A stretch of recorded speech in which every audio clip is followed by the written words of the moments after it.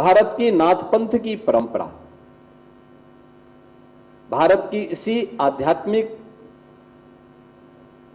विधा को आगे बढ़ाने वाली एक विशिष्ट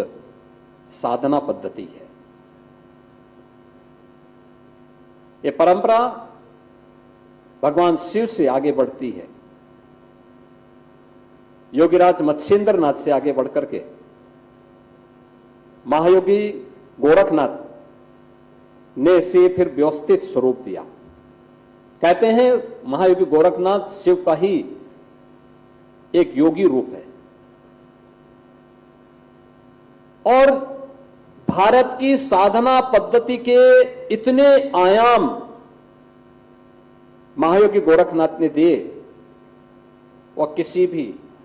जाति का हो, किसी क्षेत्र का हो, किसी उम्र का हो, किसी लिंग का हो, उसके लिए उस प्रकार की साधना पद्धति आपको महायोगी गोरखनाथ के साहित्य में प्राप्त हो सकता है। और यही वो परंपरा है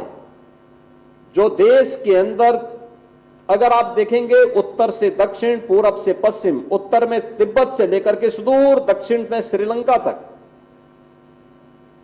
पूरब में इंडोनेशिया से लेकर के बांग्लादेश से लेकर के और पश्चिम में अफगानिस्तान तक, अगर आपको भारत की आध्यात्मिक साधना की चिन्ह देखने हो तो आपको कम और ज्यादा मात्रा में ये तीन विशिष्ट साधनाएं आपको देखने को मिलेंगी। बौद्ध परंपरा आपको देखने को मिलेंगी, भगवान बुद्ध से जुड़ी हुई अनुयायी आपको देखने को मिलेंगे, आदि शंकराचार्य की परंपरा आपको देखने को मिलेगी और महायोगी गुरु गोरखनाथ की परंपरा इन सभी क्षेत्रों में आपको देखने को मिलेगी। तिब्बत की पूरी परंपरा उसी परंपरा के साथ जुड़ी हुई है जिसको महायोगी गोरखनाथ ने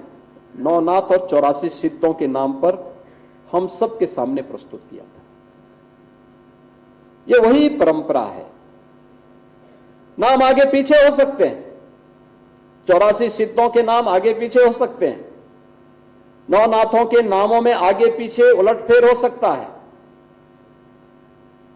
और देश के अंदर अलग अलग स्थानों पर आपको इनसे जुड़े हुए स्थल, इनसे जुड़े हुए मंदिर, मठ, खो, गुफा, धूना, ये सभी आपको देश के अंदर अलग अलग स्थानों पर आज भी देखने को मिलते हैं। बृहत्तर भारत में देखने को मिलते हैं, उनके अवशेष मिलते हैं। अलग अलग कालखंडों में उनकी विद्यमानता, उनके प्रति आम श्रद्धा के भाव के साथ जुड़ी हुई मानवता कितना विस्तृत रहा है, आंकलन करना बहुत कठिन होता है, बहुत कठिन होता है। और उसी परंपरा में जो महायोगी गोरखनाथ की विशिष्ट परंपरा थी, कहते हैं एक लंबे समय तक गोरखपुर को अपनी साधना स्थली के रूप में महायोगी गोरखनाथ ने उपकृत किया था और उन्हीं की साधना भूमि होने के नाते इस शहर का नाम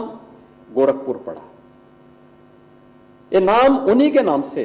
आज हम सबकी जो पहचान है महायोगी गोरखनाथ के नाम पे है। गोरखनाथ जी ने जो यहां पे साधना की थी और इससे इस क्षेत्र को उपकृत किया था, उन्हीं के नाम पर शहर और जनपद का नाम वर्तमान में जाना जाता है।